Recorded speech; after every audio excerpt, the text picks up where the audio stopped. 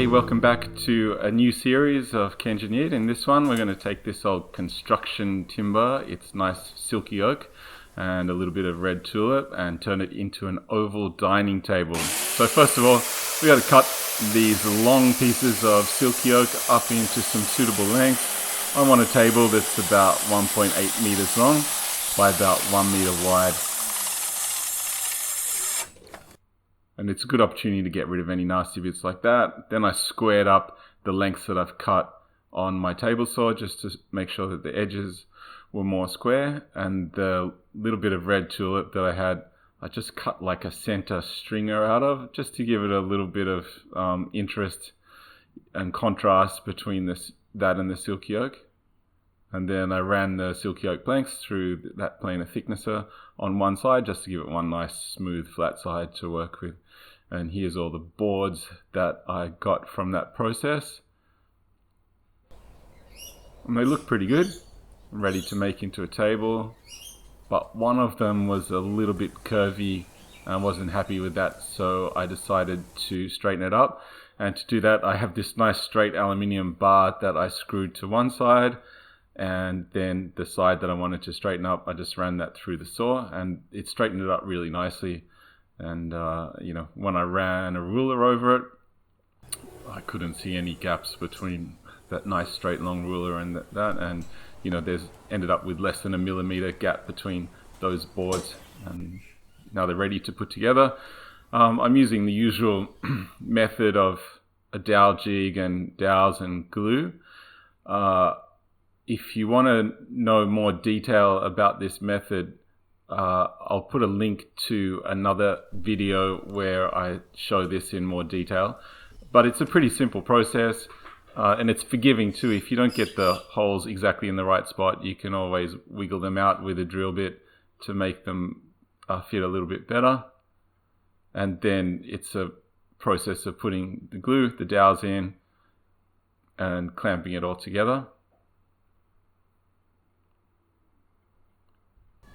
And I thought I'd try a new method just to try and get that drill hole in the right spot, just by using a nail punch, center punch, and it came out pretty good. It worked really well, so I'll probably keep doing that method in the future.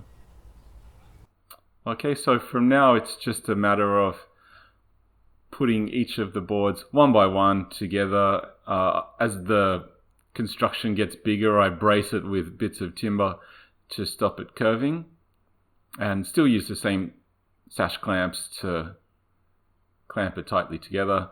And sometimes I put a big strong block of wood on one end of the clamps just to spread their load a bit more effectively, and then you get a nice tight joint between the different boards.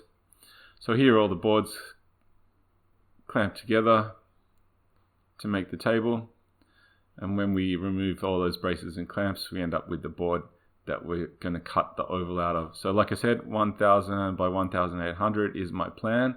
There's the center, that's the distance to the edge, the distance to the end, and this is a focus point.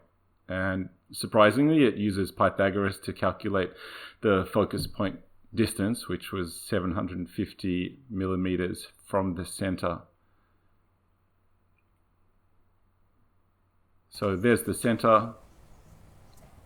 There's a screw that I put in at one of the focus points, and there's another screw that I put in at the other focus point, and here is a piece of string and a pencil with a notch cut in it, and I just used that length of string, that loop of string, to sketch out an oval or an ellipse, and then cut that ellipse out pretty roughly using a circular saw just by hand, just bit by bit.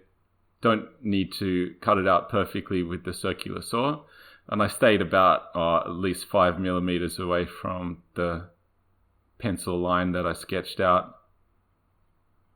And then used a belt sander to finish off the sanding around the oval, and just followed that shape around and kept going and bit by bit until I was happy with the oval shape that I had. And then when I was happy with that, I gave the top a quick sand with the belt sander, and then finished off some sanding by hand up to about 180 grit sandpaper. And then finally, just wet it down. This helps to raise up the grain to give it a final sand. You'll get a better result. And it also shows you what the wood is going to look like once it's varnished or epoxied or whatever you're going to do with it. Anyway, thanks for watching. Come back in the next episode and we'll see what happens to that tabletop. Bye.